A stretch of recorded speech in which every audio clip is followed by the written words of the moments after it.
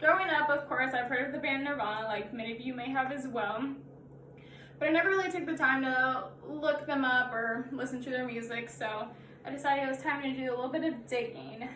After a little bit of research, I found that Nirvana first formed in the early 1980s.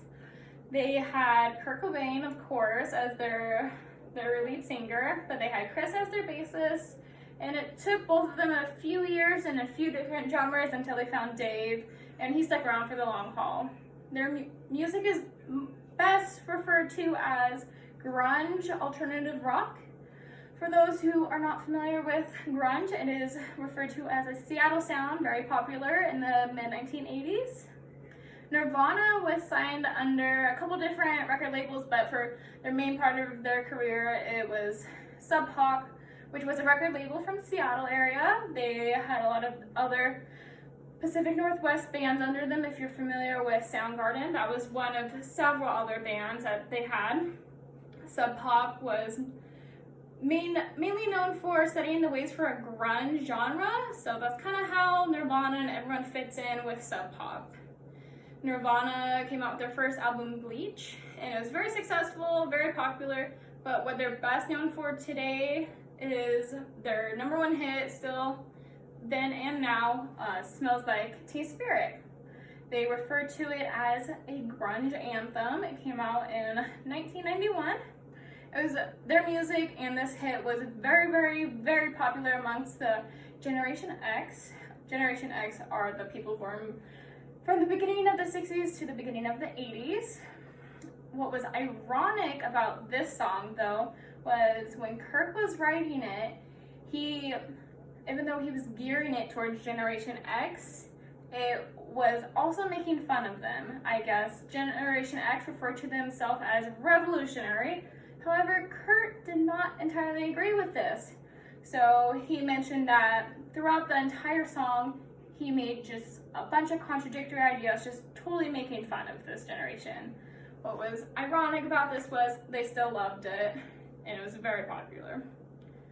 Another very unique part of this song that contributes to why it's still #1 hit today is he used one of his catchphrases that he would use, like break the ice at a party or whatever he felt he needed, which was, "Here we are now, entertain us." It's part of the chorus and it's really catchy. But I think what sticks out most about this song is the title, Smells Like Teen Spirit.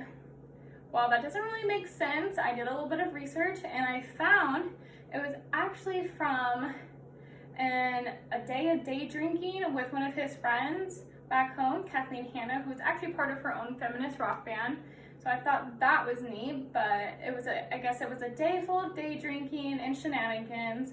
And by the time they got back to his apartment, they were toasted, of course. But Kathleen took a Sharpie and wrote on Kurt's wall, "Kurt smells like Teen Spirit." Teen Spirit is a deodorant, a girl's deodorant that was popular in the late 90s.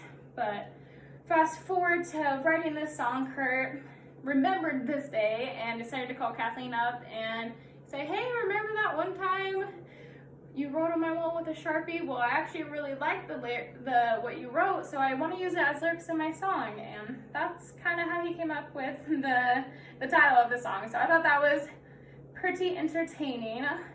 But all jokes and irony and fun aside, this band has a great dynamic and dynamic sound that they can contrast like quiet verses with the loud, heavy choruses that really make them unique and stand out, and I think that also contributes to them having a #1 hit, then sticking it all the way out to a #1 hit now.